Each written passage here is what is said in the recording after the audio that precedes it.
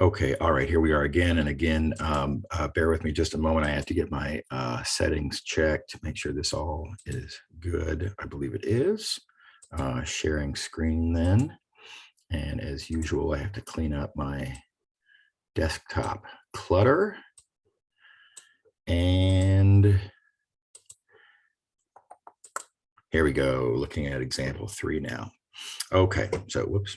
All right, so we got another line integral to compute here.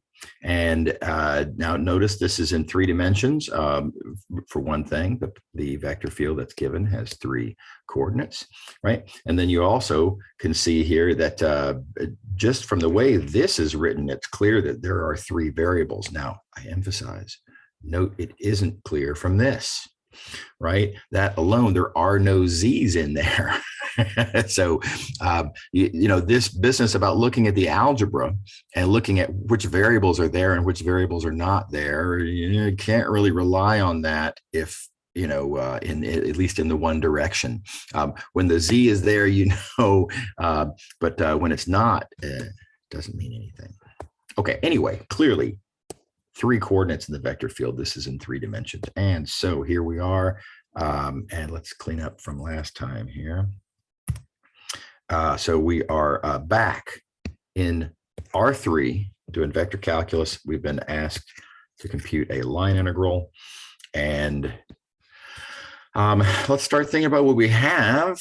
So again, we have a vector field given. Fine. The diagram tells me I should compute the curl of my vector field and see what I get. And so we do that. And here we go. Computing the curl. Let's see the first coordinate, the y partial of that, which is 0, minus the z partial of that, which is 1. Then we have the z partial of that, which is 0, minus the x partial of that, which is 1. And then we have the x partial of that, which is 0, minus the y partial of that, which is 1. So there's our curl. It's not 0. Being as we got not 0 there, that means there is no anti-gradient function. That means the fundamental thermal line integrals is off the table. It's not going to happen. Don't waste your time trying to find an anti-gradient or anything of the sort. Okay. All right. So in fact, I think what I'm going to do here is I'm going to now circle just this, because that's the only, you know, this being a circulation is my only hope for possibly being able to use one of these cool theorems. And this is right out. So I'm just going to cross that fully out. Okay. All right, next, I have a curve given to me. I need to understand this curve. In particular, what I really need to know is there an anti-boundary surface? That's what we really want to know. And now, if there were a way for me to conveniently compute the boundary points of my curve, right, then that would be a way of deciding. So with that in mind, let's look back to here. And, you know, finding the endpoints isn't particularly convenient the way this is written. The way this is written, I'm just given 2 surfaces, and I'm told that my curve is the intersection of those surfaces. It's not given parameterized, so I'm not going to really need to capitalize on that, you know, boundary lifetime theorem business. It doesn't help me. So I'm going to just draw a picture of these surfaces, try to understand what my curve is. So here we are in 3 dimensions, and let's draw this one first. There's a cylinder. That looks like the hard one, so I like to do the hard one first. It's a cylinder. It's centered on the z-axis. Radius is 1. So not that it's particularly hard, but nevertheless, it's harder than this one. This one's just a plane, and the plane kind of cuts through here, you know, kind of somehow. Something like that. The intersection then of these 2 things, my curve being that intersection, is going to be something kind of like that.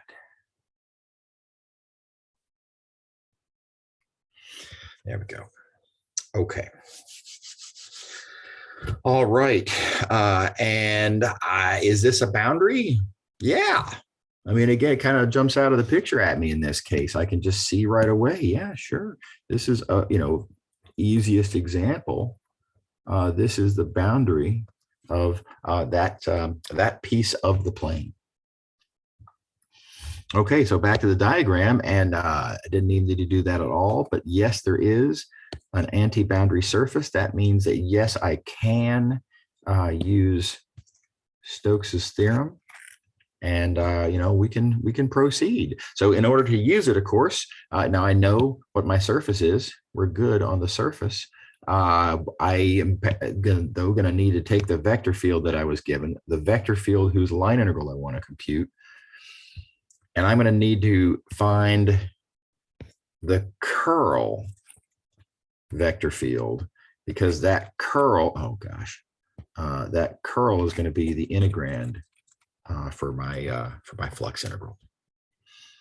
Oh, good news. We already computed that curl. Right, here it is, the curl right there.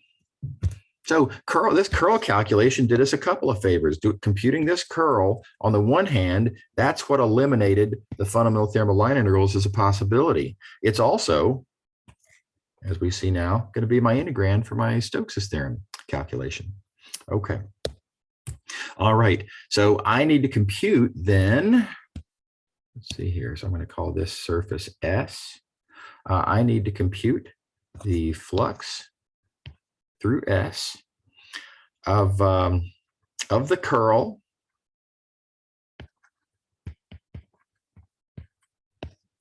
dot ds, and so you can plug and chug. And again, I'm going to leave the details to y'all to work that out, if you're so inclined, of course. There are a couple little issues that I have ignored here, though, that we do need to talk about. Notice I didn't do anything with the orientation.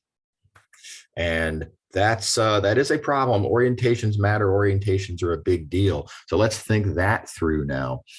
We are given, in terms of orientations, that my initial curve is oriented counterclockwise as seen from above. Now, of course, you've got to say as seen from where when you're talking about clockwise and counterclockwise in 3 dimensions, because from the other side it always looks the opposite.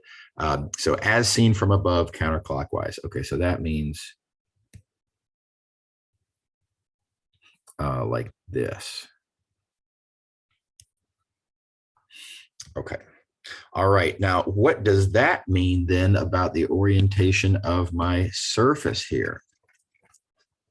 Well, my surface has to be oriented in such a way as to induce the correct orientation on the curve, this given orientation on the curve. So I got to think through both options. Now, again, I'm going to start with the wrong one so that we can see both in action. And so let's consider the possibility that maybe the orientation is downward like that. Well, so right hand, thumb in the direction of that normal vector. Look at what your fingers do, right? And well, that would have me going around that way, and that's just wrong. That's not the correct orientation. So of course, then I try the upward orientation, and again, right hand, thumb in the direction of the proposed orientation normal. Look at the fingers. How does that make a swirl? And the swirl is the correct direction. And so there you go. That's the correct orientation on my new surface that I've made up. So this here is oriented upward. Okay. All right. So how do we compute this flux? Now, there's a couple of things to say about that. The direct way to do it would be to kind of forget about we don't need, well, I guess it's harmless. I'll leave it there. But we don't really need these surfaces immediately. We're not really doing anything with these surfaces other than how they help us understand the yellow surface. the new surface S. So parameterize and plug and chug, right? And what I know about S is, let's see here, well, S is part of my blue surface. Let me do it like this. It's part of that blue surface. I can solve for Z. Therefore, viewing it as a graph, I can therefore use the graph parameterization.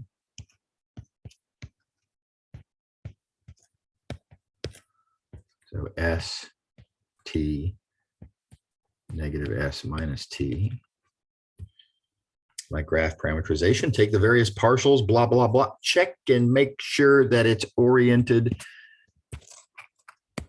correctly. Make sure that it is indeed oriented upward. If it's not, you have to put in your little apology. Whoops, I accidentally parameterized this backwards, and then put in the corresponding minus sign, and then just proceed. Keep going. That minus sign fixes the issue, but you do have to check. You got to make sure to check and make sure that it's right. In this case, it's going to be right. Okay. All right, here's another thing that some students would do in this case, trying to take advantage of clever. And it's a noble effort, and I support clever, right? But only when it actually works. So a lot of students would look at this and say, oh, okay, parameterizing, and then there's partials, and then there's a cross product, and then there's oh my gosh, there's so much there. Hey, check it out. I can bypass all of this by just noticing that my normal vector,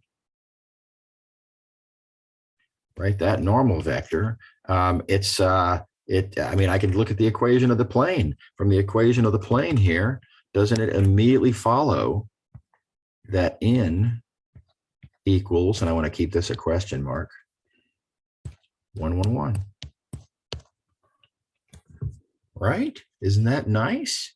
So it seems. You can probably tell from my tone of voice that this is this is not right. Danger, right? But it's tempting, right? You see the allure of oh, it's the equation of a plane. I know the normal vector. Okay. No, you cannot do this. When you're using this capital N thing here, right? When you're going to rewrite your flux integral as an integral of curl dot capital N ds dt, when you're going to do that, the point is this has to be the parameterized normal vector. This has to come from the parameterization through which you are pulling back, because its magnitude is the stretching factor. And without knowing that stretching factor, you can't do the pullback. So you have to know it's not good enough to just have any old normal vector. You have to have the unique capital N normal vector that comes from the parameterization. And that's not what happened here, right? This did not come from any parameterization. And really then, I shouldn't call it in the first place. This capital N, the N that's going to be used in doing actual parameterization pullbacks, should only come from the parameterization, because it has to. Otherwise, your stretching factor is all wrong. Okay, so heads up about that. Now, here's another little coincidence. It turns out that if you were to do the wrong thing here, if you were to, let me get rid of my, oh gosh, where's that? Here we go. If you were to just write down this, which I emphasize is wrong, but if you were to just write that down, numerically it's correct. And that will happen surprisingly often, but that does not make this okay. The reasoning, again, I cannot emphasize this enough. You've heard me say it a million times. And the only reason I won't say you'll hear me say it a million more is because the semester is approaching the close. But this course And the exams and the grading of the exams is not about the answers, it's about the reasoning, right? And so this reasoning is just as wrong as reasoning, getting numerically the correct answer as it is getting numerically the incorrect answer. The reasoning is equally bad. Anyway, don't step on that landmine. It's a dangerous landmine to make an inappropriate, an invalid argument, seemingly easy. And again, you see daylight at the end of the tunnel. And you're like, oh my God, look how easy I can find myself a normal vector. If you do that, you cannot use that as the parameterized normal, which is what we're going to do with it here. Okay. All right, now let me show you another tempting approach, and this one's not wrong, it's just not useful. So the next tempting thing to try to do would be to say, okay, well, look, I can't call this my parameterized normal vector, but I'm going to call it m because I want to reserve little n for being the unit normal. And this I can still say is 1, 1, 1. That's totally fine. That is normal to the plane after all. That's fine. And then I can make that a unit vector by dividing by the square root of 3. Now we've got a unit normal vector. And then I can say, and this is totally fine, that I've got curl dot little n ds. This is perfectly legal. No problem. And having computed our curl already, let's see here. Yeah, computed the curl already there. Yeah, sure. Here's the problem there. The problem here is that it remains. I'm going to need to know what this ds differential is on the end. And how do I compute the ds area differential? Well, by parameterizing, right? So the whole point, in some sense, of trying to write down your unit normal, the whole point of that was to avoid parameterizing in the first place, parameterizing and having to find capital N. I'm trying to avoid that. Well, in this case, in our attempt to avoid it, well, we didn't avoid it. We still need to parameterize and find that capital N so we can find our ds. So this approach doesn't really buy you anything. Arguably, all it does is expose you to the possibility of arithmetic errors or other forms of little oopses. So this isn't wrong, but I wouldn't advise it. I don't think it's a good choice. Okay. All right.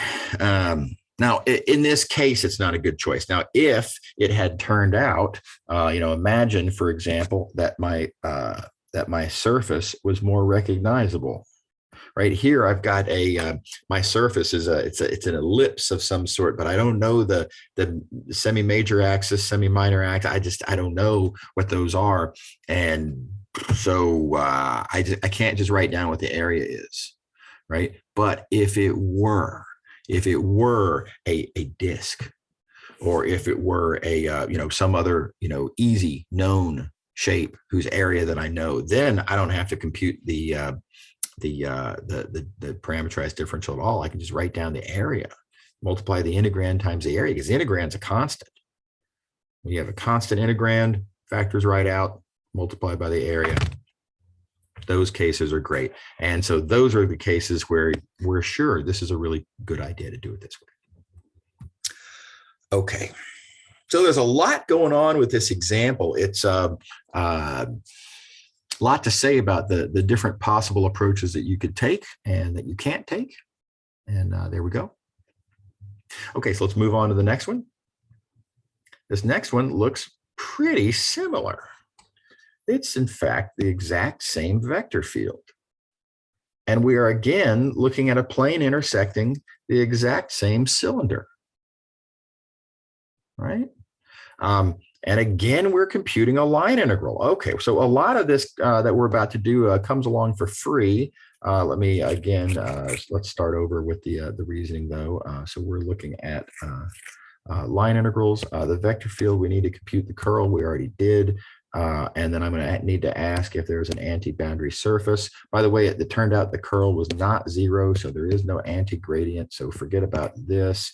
And that's why I redrew and said, okay, what we really need to do is compute that, which, well, I shouldn't say that, which I hope I can call a circulation. I hope it's a closed curve. And then we look back and think, yeah, it is a closed curve. Yeah, sure. So we are computing a circulation. In fact, I'll go ahead and circle this whole thing. So again, we're going to be thinking in terms of using Stokes' theorem. And it's tempting to say, well, it's just a different plane, so there's going to be different details than last time, but shouldn't we do pretty much the same thing? And you could, but something really, really nice happens here. There's a wonderful little bit of good fortune. And that's what I want to write down. Okay, so we've got a line integral around a curve that is a boundary of a surface of f dot dx. And we're going to invoke Stokes' theorem and say, well, therefore, that's the flux through that surface of the curl dot ds vector. And sure, you could take this, parameterize, replace the ds vector with capital N ds dt. That would be the sort of the right down the pipe standard way to do it.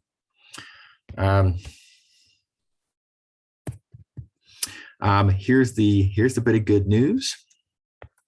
Let's instead think geometrically this time and call this little n ds scalar. And the reason relates to what the curl is. The curl, again, we've already computed in the last problem, is -1, -1, -1. And real quick, I need to draw a picture now of my thing here. I've got, as before, oh, let's see here. I should mix my colors. I've got this cylinder intersecting with, with this plane. Oh, let's see, x minus z is 0. Okay, so that's going to be a little bit hard to draw accurately, but anyway, so the intersection here, that intersection is a ellipse, something like that. Point being, when I get my new surface,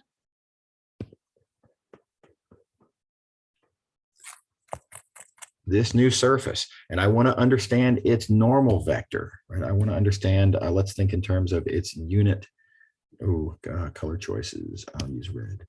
Its unit normal vector. It is, of course, the unit normal vector for the plane that I was given in the first place, which I can see right there. And I can immediately write down 1, 0, -1. Okay, there's the issue with the orientation, so I'm not sure. I'm going to put a plus minus out here just because I don't know yet. And yeah, I have to normalize it, so I have to divide by the square root of 2. But it's going to look something like that. And so notice then, when I do this dot product, when I dot the curl with my normal vector, dot product 0, independent of the plus or minus, right? And so whether the orientation is this way or that way, in this case, doesn't matter. The answer is just 0. So, look, this is something to try to anticipate, right? I mean, there's a lot I had to write down to get to this happy conclusion, but you can kind of sort of see these things coming. As soon as you write that down, you can think, okay, I'm going to need to know that normal vector, my normal vector. Well, there's a lot to say about the normal vector, but you do know it's parallel to what you can immediately observe there. And then just kind of look and see if the numbers work out, if it's, 0 or not 0. Because if it's 0, nothing else matters. And that's sweet. Okay. All right, so that's the end of this example. It does occur to me one last thing. I am going to go back to example 3 here and say one last thing about it. There's a big mess on the page here. But let me do this and write down that what we agreed on this question was that the best way to answer this question would be to compute the line integral by way of a flux integral of curl dot capital N ds dt. Namely, you'd parameterize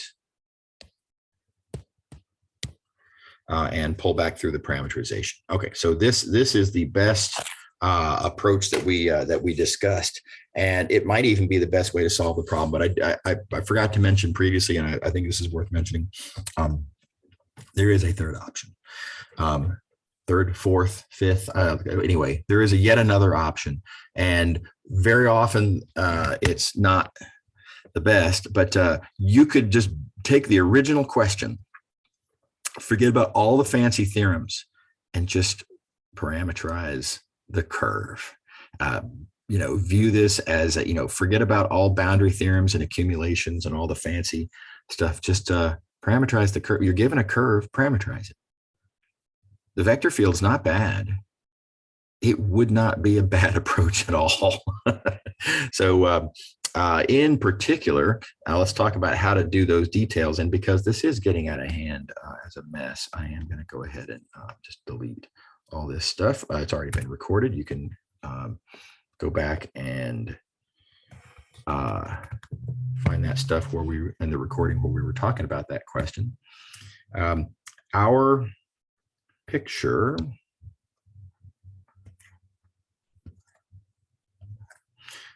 something like this. Let's see. So we're on the cylinder and we're cutting it with this plane. Yeah, so that's right. So our curve is well, I better draw.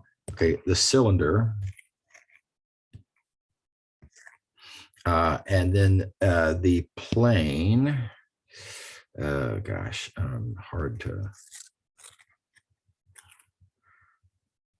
like that. And so our intersection curve, something like that. And this isn't hard to parameterize. As it turns out, I can write down pretty easily my parameterization, namely X, Y, Z, using the following tricks. The X and Y coordinates come straight out of that cylinder.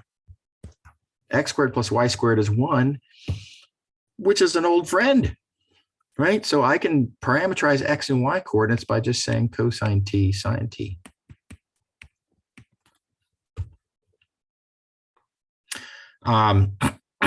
The Z coordinate, I can notice right there, in order to make sure that I stay on the plane, which of course I must, Z is apparently going to have to be negative X minus Y. And so I can just say minus cosine T minus sine T. And there you go. Whoops. That is a parameterization then of my curve. I haven't thought about the orientations, but the point is actually, I think that is correct orientation wise, but not that hard to parameterize. And that means that when you plug in, and keep in mind when you this is my X. Here, let me. Oh, missed again. Let me try that one more time. That X there in the vector field is just cosine T. It's not bad. And the Y is sine T, and okay, Z is, maybe not my favorite little bit of algebra that I've ever seen, but it's not that bad, right? So you have a kind of not that bad vector field, and we've got a parameterization. You can take the derivative and you're going to get a couple of trig integrals. So maybe this approach might be just as good as using Stokes' theorem. So, don't feel like you're obligated to use fancy theorems just because they exist, right? You're welcome to look for the reasonable opportunities when they turn out reasonably to do them like this. Because it works out reasonably. And just for comparison, though, let's point out if you were to just plug and chug on this one, not reasonable. This is going to be brutal, right? This is not tractable, and that is not a reasonable approach for a question like this one. But it's just fine here. Okay. All right. So that's examples 3 and 4. I'm going to stop the recording. Again, we'll do examples 5 and 6 in the next recording. Okay. See you in a second.